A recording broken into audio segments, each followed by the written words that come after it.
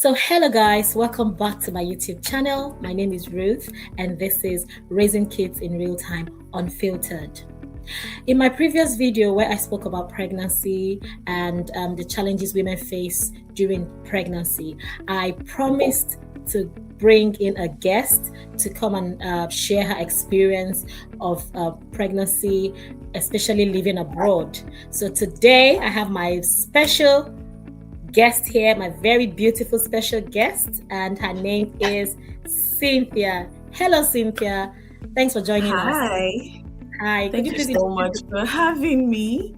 Yeah. My name is Cynthia. Like she rightly mentioned, I live in Canada. I'm a new mom. Yes. Thank you so much, Cynthia, for joining us. Thank you. So I just want to ask you a few questions about your pregnancy journey, especially living abroad. So we're going to be asking you firstly. So discovering the pregnancy, how could you please take us back to when you first found out you were pregnant, while living abroad, and what was going through your mind at that moment? I mean, just knowing that, oh, I'm pregnant and I'm abroad, I'm not in my country, my own country. So what was going through your mind at that moment? How did it feel for you? Okay, thank you so much for that question. So, firstly, taking my mind back, so this is actually my second pregnancy. So, my first pregnancy, of course, I was in our home country, Nigeria, but with this, it was different because I was living abroad. And I didn't know because, and this was like a 9-year gap, I would say. So, and I don't think I even remember how I felt. I remember some things with my first child, but with this pregnancy, I didn't know what to expect. I didn't know if I was going to be having morning sicknesses, how it was going to affect my job. I didn't know what to expect, but I was just hopeful, that everything was going to go well. And when I discovered I was pregnant, I was like, okay, now that I'm pregnant, so what next? Fortunately for me, I would say, I didn't have the usual morning sickness.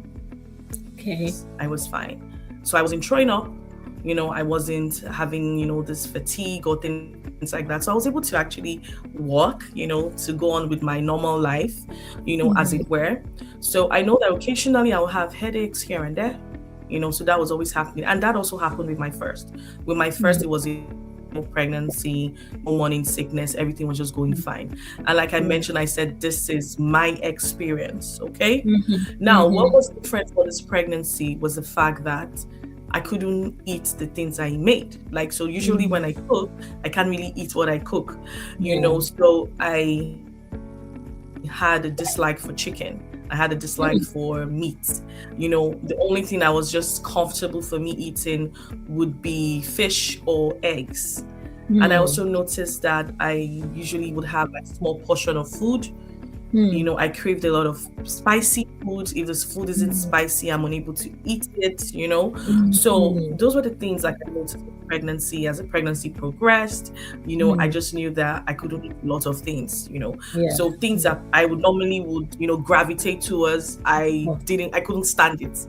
I didn't want to see it. And I remember one time I had a piece of goat's meat. It took me like an hour to finish it. I was just taking like strands of the meat. I'm like, oh my God, okay, this is happening. But with my first, I could eat everything and anything. I know that I had preference for what we call moi moi in our home country. I think they would say like bean cake. I that it was something that it was my go-to, right? But I could eat any other thing. I didn't have any preference for food, and I could also eat the things I made. But with this one, if I cook like this, I can't eat the food. I didn't. I wanted to eat something else. Yeah. So that's how it was for me, and it just went on and on and on till I had the baby. Wow. Thank you for sharing. I mean, that's to show you that, like I said in my previous video, not all children are the same. It's the same thing as pregnancies. Not all pregnancies are the same. So your experience with the first child is always very different from your experience with the second pregnancy. So thank you so much, Cynthia, for sharing that. So moving on to the next question. This is a question relating to adjusting to pregnancy abroad. How were you able to adjust to pregnancy abroad, especially I mean, what was it like, experiencing pregnancy while living abroad, especially when you know or you knew that you are home away from your usual support? So, how did you? I mean, what was it like? Okay, thank you again for this question. I know it can be tough for some people, I would say, because I've heard, stories of friends, who got pregnant while abroad and how difficult it was. In my own case, I would say we've been able to build a community of friends, good friends, people who, were always ready to support. Like I mentioned in the first question, I said, the things I made, I couldn't eat it. So I had friends coming over to bring me food. Not because I asked. They would just say, "Oh, hi Cynthia, how are you doing today? I made rice. Is it something you like to eat?" Some of them even called me on the phone to say, "Oh, what do you feel like eating today?" And most importantly, I had a very kind partner. My husband is very kind, I would say, because not everybody is fortunate to have a partner who would support you in the process. Because there are Yeah. times, I didn't feel like doing any house chores. Like I didn't feel Mm-hmm. like even cooking. Like I said, because even cooking the food, I can't eat it. So my husband was very supportive of me throughout the journey, Mm-hmm. because the days I didn't feel like doing anything, he would be like, "Okay, I think you should rest, don't stress yourself. I'm fine. I can handle my business. I can handle our son." So that gave me some form of relief because, like I mentioned, it can be tough when you don't have people Yeah. around you. I also had Yeah. friends bringing me food, offering to cook for Mm. me, and with the broad life, everybody's Mm. busy, so Busy. time is money, right? Like Yeah. they say, time is money. People have jobs, they have activities to Yeah. attend to, they have their own children, but they still created that Mm. time, to check up Mm. on me, to offer support wherever they could. And I think that's amazing. Not everyone will have, Mm. that opportunity. But for Yeah. me and my family, we're able to build this community. And even on the street where I live, I have very good friends on my street. So it was very easy for them to always come around to check up on me. Mm-hmm. They were always Mm-hmm. calling. And my boss was really amazing. My boss at Mm. work, she was fantastic. So like days, I felt some type of way. "Okay, Cynthia, do you think you want to rest now? I think you should go and rest." And there were times where I didn't feel like even walking, and I sent her a message. She was like, "You know what? I think you should rest because you need all the rest that you can." So imagine if I didn't have all of the support. I don't know what would have happened. It would have been tough, like I said. But you know, I was fortunate to have good friends. I'm fortunate to have a kind partner. So I would say it was easy for me to navigate, all of the challenges that came along the Yeah. way. Yeah. Oh, that's so good to hear. That's so good to hear. So if you're pregnant and you're living abroad and you're watching us today, please do not isolate yourself. Try as much as possible. Even if you're not a friendly, sorry, not to use the word friendly person. Even if you're that person that doesn't like to mingle with people. I mean, there are times you need people. No man is an island. So try and join a community. Try and be friends with your neighbors. Be friends with everyone around you. Just be friends with people. And you never know when you need the help. You never know when you need the help, honestly, especially when you're living abroad. Yeah, so thank you so much, Cynthia. So now let's talk about the healthcare experience. What was your experience like navigating the pregnancy care and preparing for birth while living abroad? Okay. So here in Canada, primary healthcare is free. So it means that you don't have to pay a dime. Mm. And so in order for you to be, once you're pregnant, the expectation is if you don't have a family doctor, you would have to Mm. go to something they call like walk-in clinics to get referrals to a gynecologist who will take on your case. So in my own situation, I already knew a gynecologist who happened to be Nigerian. Okay. So Okay. I called the office and told them I was pregnant. So the way it works here is that they don't just go by what you have said, right? So they would have Mm. to schedule to do a blood work just to confirm you're actually pregnant. So I Mhm. was scheduled to do a blood work, and once that was in, I was asked to come see the gynecologist, and I was also asked to do like scan just for them to confirm, how far. I've gone with the pregnancy. I was still, of course, in my early stage, So, and from there on, I started doing like series of tests. I started visiting the doctor. They were always, checking up on me. At the early stage, the visit is usually very like once in 4 weeks. Then, as you progress in the pregnancy, you start to see the doctor often. And I know that I think so in my own case, because I was over 40, I did a whole lot of tests, right?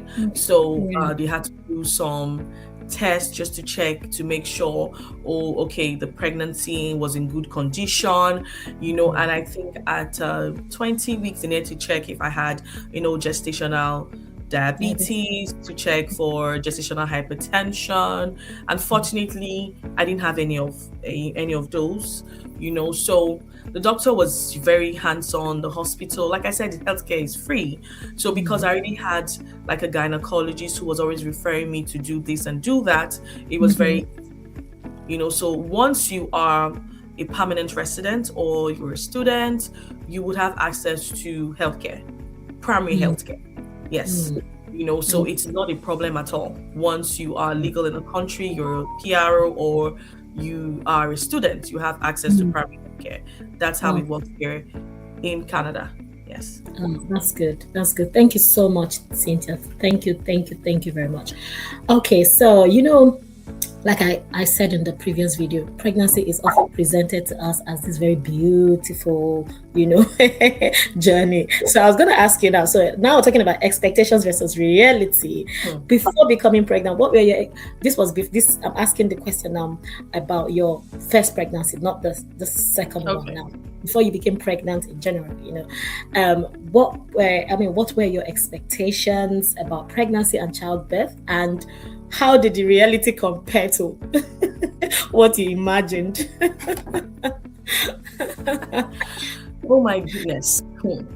I would say, good question. I would say, reality is different. Okay, reality is different. And pregnancy is not the same. It differs from individual to individual. So I happen to have a lot of sisters who were pregnant before me. And the things I think I knew about pregnancy, when it got to my turn, I would say it is night and day, especially with the birth of the baby, and especially with the last trimester. Like I mentioned, I said my first trimester was a breeze. I didn't have the usual nausea or all of those things, but I noticed that what was peculiar with me was the fact that I was having headaches, right? And when I got to the final trimester of my pregnancy, I noticed that I started having the headaches. They were continuous, and I developed what you call gestational hypertension, right? Yes. I didn't even know that existed, right? So it was something I experienced. So my BP was always going up, and I go to the hospital and like, oh, your blood pressure is high, and all of that. And I was in the US at the time, to have my baby. Everything was fine, my baby, already was in the position for birth. Like they'll say, oh, have to be down, and that like you're ready. My baby wasn't breached or anything like that, so my baby already had that, my baby was already in that position, and because my BP was always going high anytime I go to the hospital, so I was always, monitored to just ensure that, okay, the baby was fine, I was doing okay as well, like abroad, you don't take chances, right? So they always want to be sure that the mother, the baby, they're doing fine. And it got to a point where the doctor was like, I think it's time you had this baby. We're going to induce you. I'm like, induce? What does that even mean? Because my sisters before me, they had their baby with ease. Nobody told me they were induced. So I was like, okay, you want to induce me? And I remember one time somebody was like, oh, when they are inducing you, so it feels like, I don't know, how it is. We sort of get, as Africans, and I would say as Nigerians, sometimes we gatekeep information, right? We don't want to always share. And they will be like, oh, I'm trying to protect you. But I think it's better to share.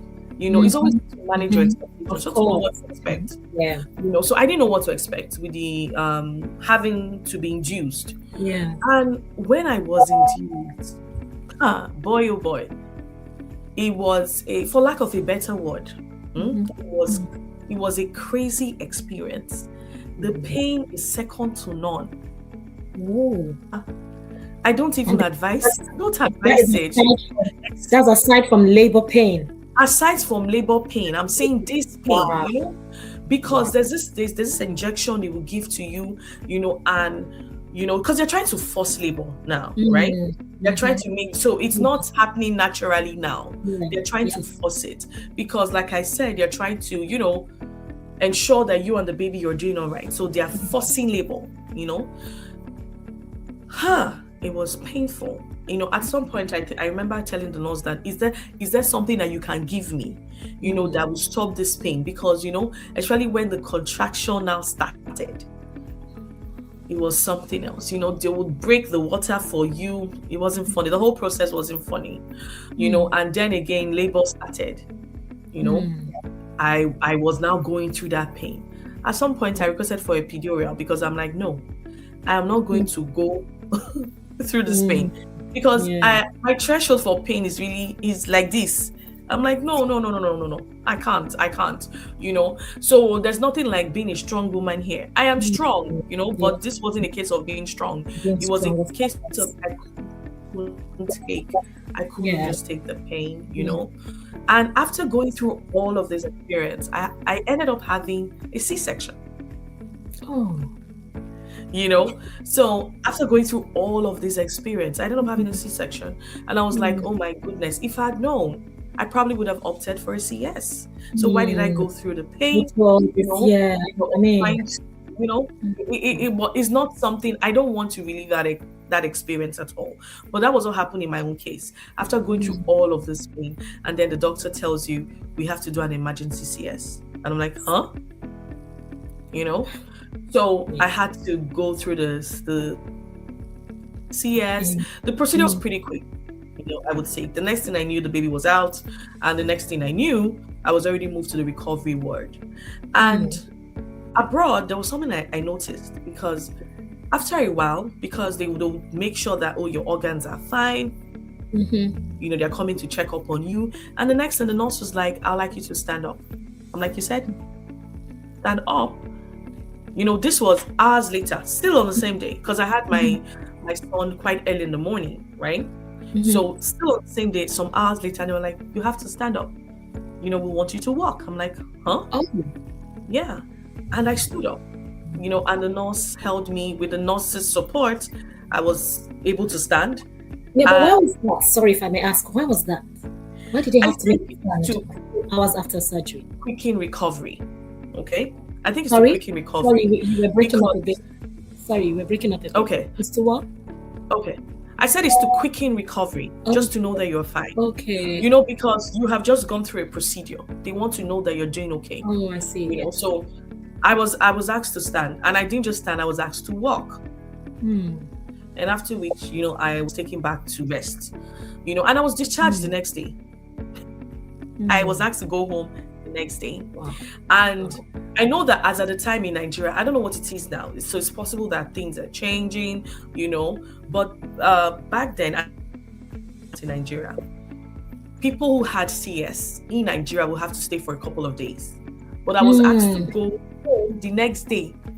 And that was different. I'm like, okay, and I went home with my baby, and that was it, and as a first-time mom at the time, the whole experience was new. You're looking at a tiny human being. I'm like, where do I start from?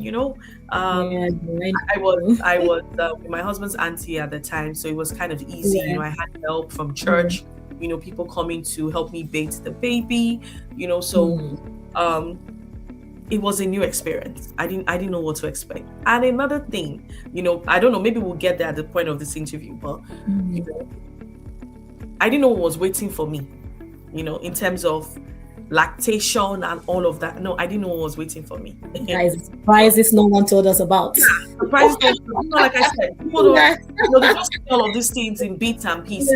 yes, Actually yes, tells you, oh, this is what to expect. And like I yes, said, once you know what to expect, you're able to, manage your emotions better. You're yes, able to manage your expectations too, to say, okay, this is what will happen, right? But mm-hmm. when you just happen to experience this thing suddenly, it will take you off balance. It will take you off balance, to be honest. Yeah, it would. Oh, what a journey.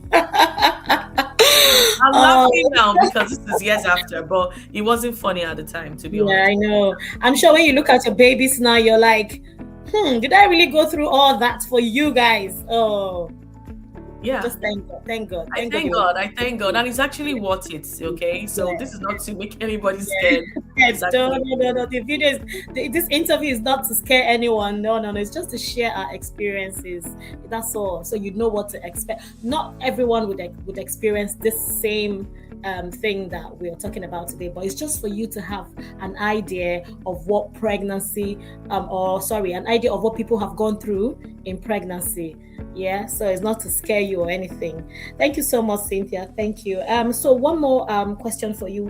What advice would you give to women who might be planning to get pregnant abroad? Because it's not just, oh, I want to go have a baby in America, I want to go have a baby in Canada, I want to go have a baby in the UK. So what they need to know, they need to plan ahead. They need to know the things that would be expected of them, medically. But yeah. So what advice would you give, please? okay. So I'm gonna give this advice in two parts. Okay. So for a Nigerian who lives in Nigeria currently that is just going abroad to have their baby, make sure you're going abroad, you have done your research very well in terms of the country you're going to, in terms of what to expect, climate and everything. Make sure you do your research. Make sure you research about the hospital, and make sure you have family members or friends that you would live with. Okay. I know of friends who went abroad and they stayed in an Airbnb. I don't encourage it, right?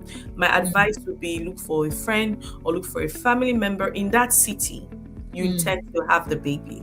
It will help you in the long run. Okay. Especially when you're a Nigerian living in Nigeria, coming abroad to have a baby.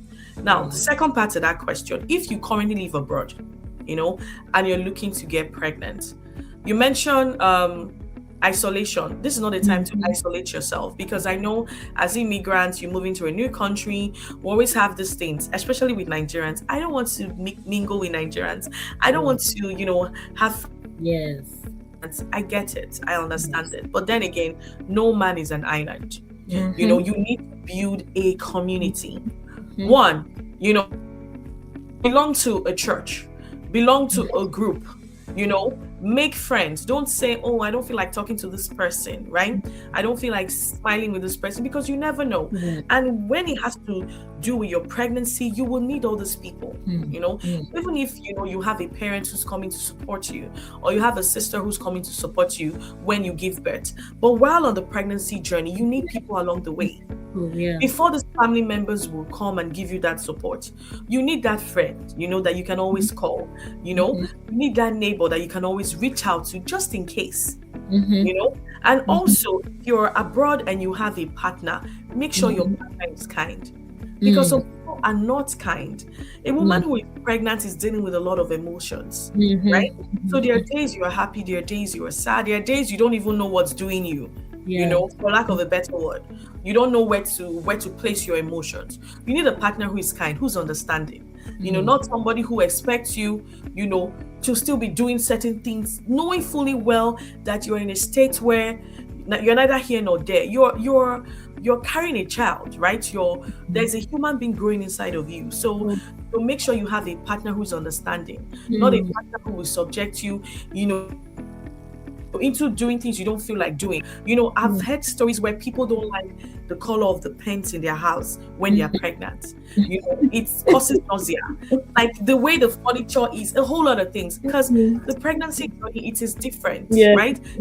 Our different. That's different. So make sure you build a community, make sure you have people who are kind, your partner is kind, giving you the support that you need.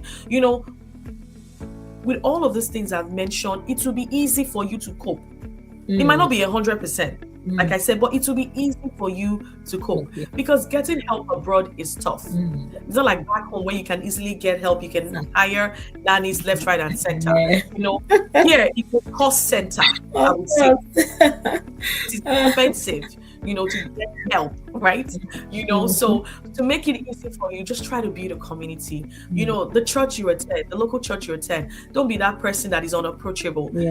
Make friends, smile, be happy, and you'll see that people will come through for you when you need them, especially during pregnancy. Sure. Oh wow, thank you so much, Cynthia. Thank you so much for information today. Thank you very much. Thank you welcome for coming to join us today. All right, guys, if you're watching, I hope you've learned so much today, and I hope that this video would help someone. Please don't forget to like, subscribe, and share so that other pregnant moms or other people who are planning to get pregnant would learn from this. And thank you so much again. Thank you for joining us again, and I'll see you in our next video. So the next video, we're going to be talking about the 9 to 12 months old stage of your baby. Hope to see you then. Thank you. Take care. Bye-bye.